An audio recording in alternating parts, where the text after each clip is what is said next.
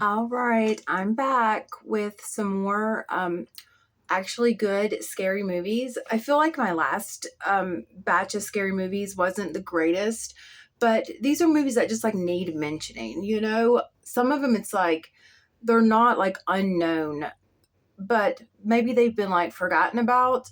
But I do feel like this cluster, I'm like really proud of these recommendations because they're like, oh yeah, they're really off the beaten path and they're just like all super cool movies. Okay, and I'm just going to do them in order. And then if I feel like musing about, you know, humanity and my inner psyche, like barreling towards a cliff, if I get the inclination afterwards, maybe I'll like ponder some words. But let's do the movies first this time. Okay, The Void. This is so cool. You can tell by the trailer. You can't always tell by the trailer, but you can tell just by the trailer that The Void is going to be awesome. Everything that's cool about the trailer, it does not disappoint when you actually watch the movie itself. It's really it has that like trippy like occult sci-fi. I mean, enough said, right? The Void, Antichrist, it is oh my god, it's awesome. Um it's like in like this cabin in the woods after tragedy strikes. It's like there's like these occult elements and there's like some kind of like a body horror. There's like a witchy element and it's Willem Dafoe. So like I mean it's absolutely wonderful. Antichrist, the Void, Antichrist. Sublime is a movie from the early 2000s, and it's kind of like a shitty horror version of the movie Happiness, which is one of the most brilliant, dark, bleak comedies of all time. It's one of the most brilliant movies of all time, Happiness is.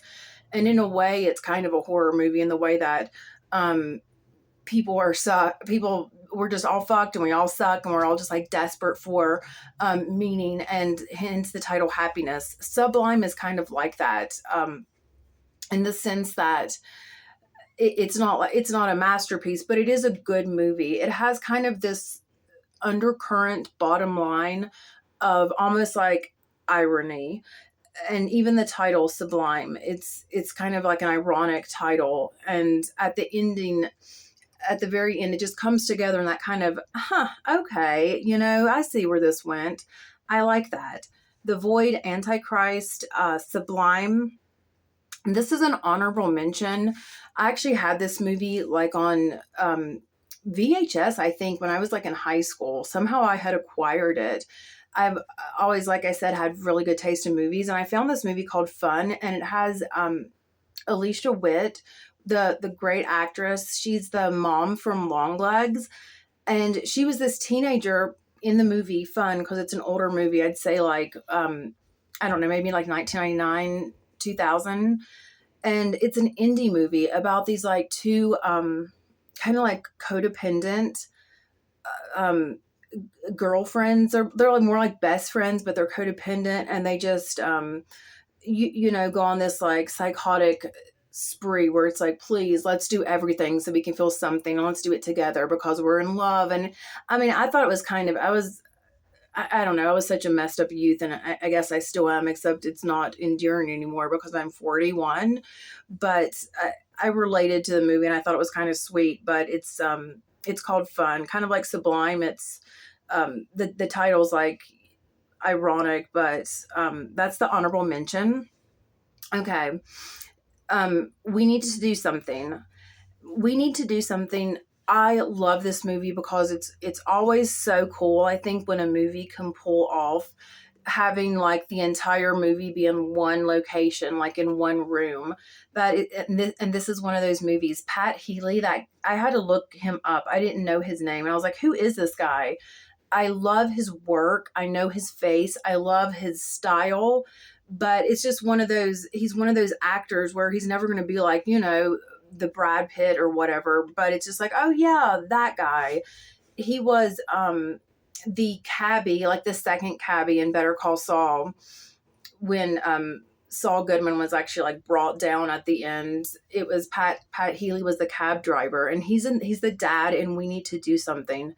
It's takes place in one location in this bathroom during like a tornado alert, and this family's stuck together, and he's like the dad, and he has his I love him because he has this mania and this manic energy. um it's like he's constantly on the verge of like this nerdy frenzy, in the coolest way, and this is no exception, and he always brings that kind of like manic, like he's just, you can tell he's on the verge of snapping. He's manic, he bottles it in, he's nerdy. It's just, he's so entertaining to watch. We need to do something. I absolutely love that movie, and it has so many fun little twists, and one of my favorite things, like side note, that's just like icing on the cake for we need to do something, is that I absolutely love and so very much appreciate the teenage like love story in it, because so often, especially in Hollywood, they are just like, they really miss the mark with trying to like, like push like a super progressive, agenda. And being sex positive and progressive is awesome, but it's so heavy handed that it really feels incredibly preachy, hypocritical, and disingenuous. And so to have like a lesbian storyline of like high school sweethearts that happen to be two girls, and have it be in a way that it's sweet, it's 100% like accurate, it's relatable, and there's nothing like, oh god, here we go again, Hollywood shoving it down our proverbial throats while they like are the biggest hypocrites on the planet. Not at all. And like I said the other day, you kind of have to look, I think, on the outskirts of town if you want to find the good movies. And we need to do something is definitely one of those movies. Is just like, is so much fun, so unexpected. I love the love story. I love Pat Healy. Okay, so The Void, phenomenal. Antichrist, you cannot go wrong. Sublime, worth watching. Honorable mention, fun. We need to do something. Absolutely love it. Okay, number one mention of today, recommendation, is House LLC. This is a true of every movie that I've mentioned in the past few videos. House LLC is probably the most like, what you're looking for in like these compilations. It's a horror movie. It's a true hidden gem of a horror movie. It can't be any other genre but horror. It's low budget. It's just like the little low budget film that could. And what makes House LLC so awesome is the fact that it's low budget, but they actually ended up using that for the most part to their advantage, instead of being clearly hindered and limited. It didn't have any like corny effects. It didn't have any like bad acting. They used the fact that they didn't have like a budget. And by the way, CGI is just trash. That's why I can't stand the It remake. It just looks so fake, so phony, so cartoonish. It's distracting. And I'm sorry, it is not scary. The original It was infinitely scarier. And man, if they just would have like kept it with like, I mean, is a clown from hell, as a demon clown, really not scary enough? Do you have to put this stupid CGI? It's corny as fuck. So anyway, side note, House LLC is a low budget horror movie. They didn't have a budget to screw everything up with.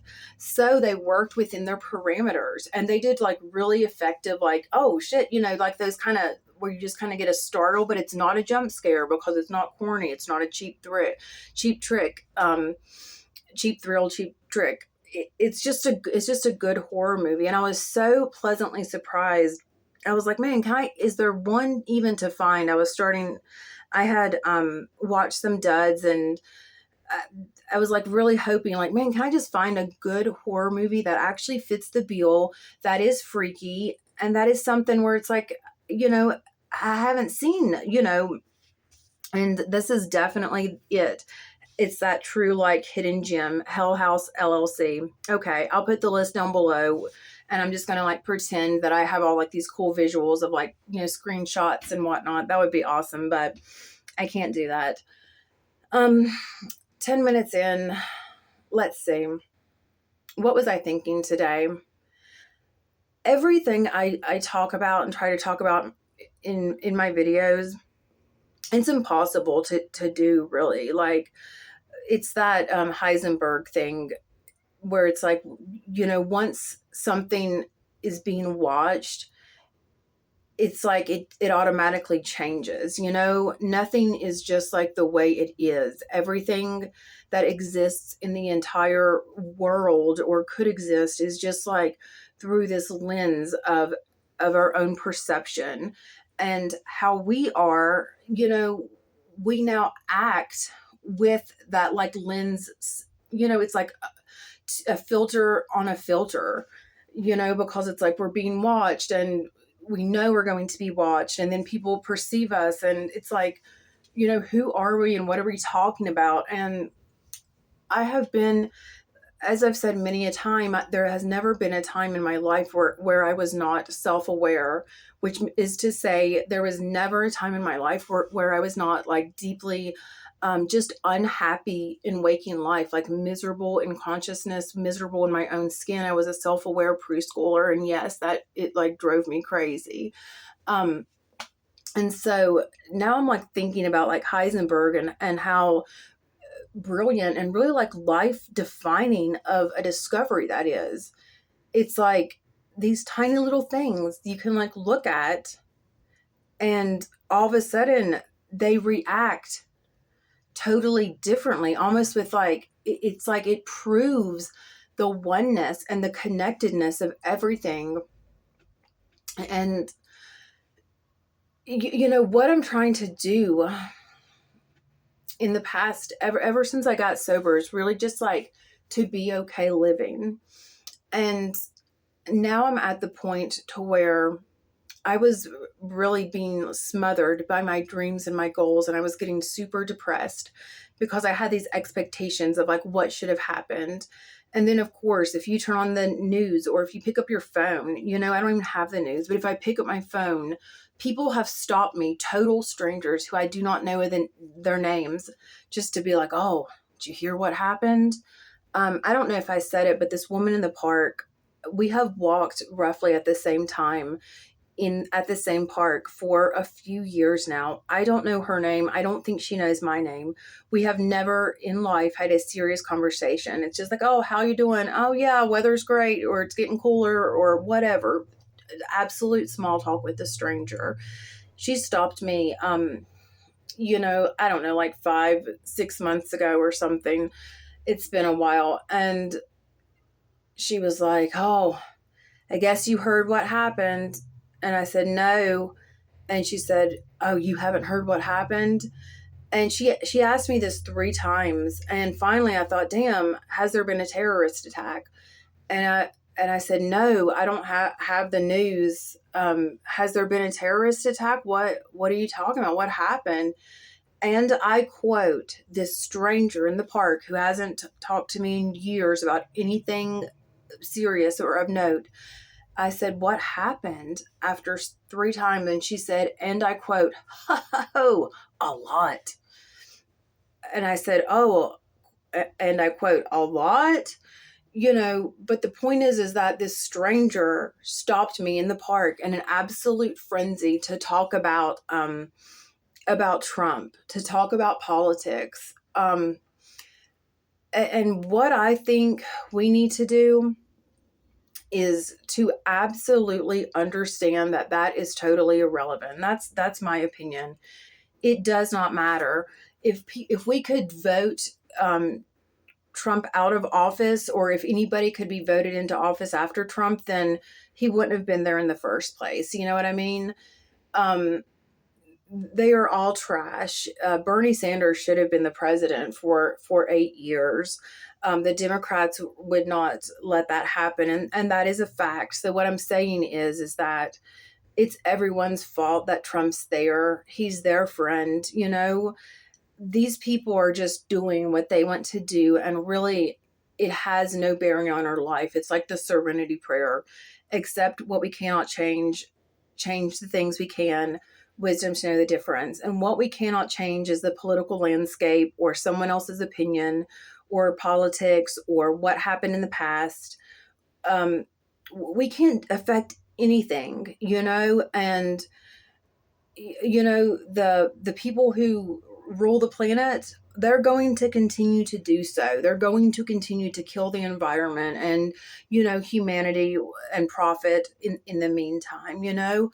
All we have control over, is trying to get to a place of centeredness, stopping, taking a deep breath, like picture yourself kind of going inside. Hong Saw, Sanskrit, Hong Saw, the universe and I are one. I truly believe to this day, when I was fighting for my life, right after I had just literally finished a fight for my life, and I was slipping in and out of consciousness, I truly believe repeating Hong Saw, the Sanskrit saying for the universe and I are one, had something to do with me living through, this hellish experience, just having that presence of mind to be like, I can't do anything. I am sitting in a pool of my own blood, bleeding to death.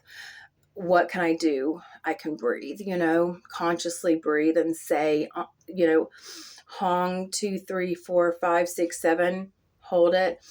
Saw 2, 3, 4, 5, 6, 7. I learned that at the first drug rehab I was at.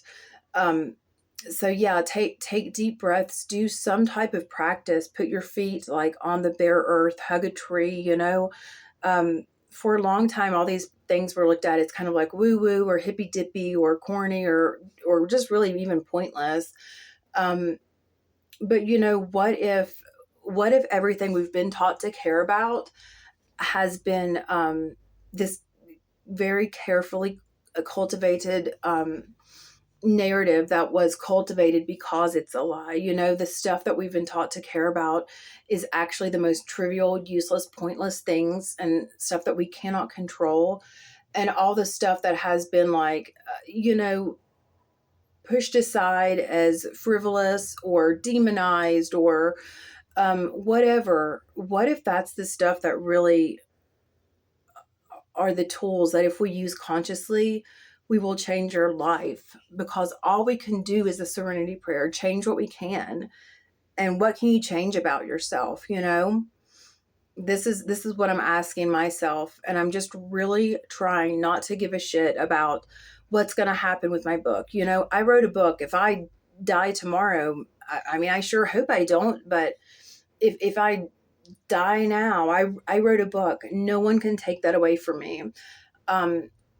If I die tomorrow, I will know that when 2020 came, when the entire world had their proverbial backs against the wall, that was when I decided to quit my soul-sucking, meaningless job that was no longer fit for me and be a full-time mother and author. I haven't gotten a penny out of it. It's not monetized yet, but I've been writing professionally for 5 years. And you know what? I wrote a book.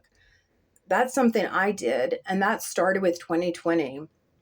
And when things are down, everybody has super like solid scruples and morals and conviction. And, everybody looks good on paper until it's tested. And that's when you really find out. When your back's up against the wall, you will see what you are made of and you will see what you are not made of. But if you do it consciously, you can have that sense of integrity. You can gain that trust with yourself and that relationship with yourself. And so I have to let go of the outcome of the future, let go of all this shit about, the patriarchy is going to patriarch. It's going to happen regardless. They hate women. They hate Black people. Fuck it. All I can do is love myself if I try. So that's my 2 cents for the night. Movies will be listed below, and y'all have a good night.